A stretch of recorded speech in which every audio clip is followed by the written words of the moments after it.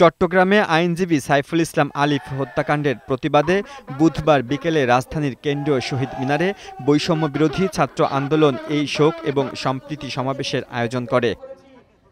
এতে অংশ নিয়ে বৈষম্য বিরোধী ছাত্র আন্দোলনের নেতারা বলেন, শেখ হাসিনা দিল্লিতে বসে দেশে অস্থিতিশীল পরিস্থিতি সৃষ্টির ষড়যন্ত্র করছে, আর এর পিছনে কলকাঠি নাড়ছে ভারত সরকার। বাংলাদেশে হিন্দু মুসলিম বিরোধ সৃষ্টি করে ভারত অস্থিতিশীল পরিবেশ তৈরি করতে চায় বলে অভিযোগ করেন তারা।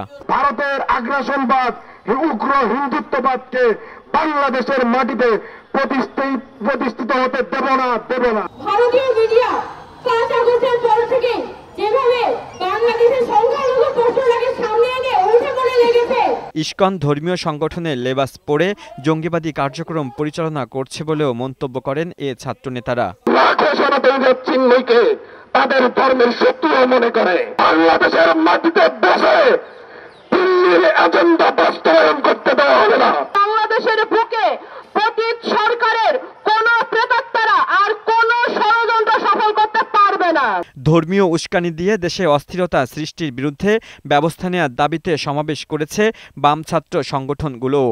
যারা উস্কানিদাতা, যারা মদতদাতা, তাদেরকে চিহ্নিত করবেন, বিচার করবেন এবং আগামীতে যাতে এই ধরনের কোনো ঘটনা না ঘটে। এদিকে দুপুরে সুপ্রিম কোর্ট প্রাঙ্গণে প্রতিবাদ সমাবেশ করেছে আইনজীবীরা। এ সময় তারা ইসকনকে নিষিদ্ধের দাবি জানান। হাসিনা সরকারের প্রেতাত্মারা এখনো আছে, তাদেরকে প্রশাসন থেকে বের করে দিতে হবে। আইনজীবী সাইফুল ইসলাম আলিফ হত্যার প্রতিবাদে বিভিন্ন জেলায় মানববন্ধন ও প্রতিবাদ সমাবেশ করেছে আইনজীবীরা। বুধবার সকালে রাজশাহী আদালত চত্বরে আইনজীবীরা মানববন্ধন করে হত্যায় জড়িতদের দ্রুত আইনের আওতায় আনা ও ইসকন নিষিদ্ধের দাবি জানান তারা। এছাড়াও বরিশাল, ঝালকাঠি, নাটোর, মেহেরপুর, চুয়াডাঙ্গা ও শরীয়তপুরে বিক্ষোভ মিছিল সহ নানা কর্মসূচি পালন করা হয়েছে। লিওন মীর, বৈশাখী সংবাদ, ঢাকা।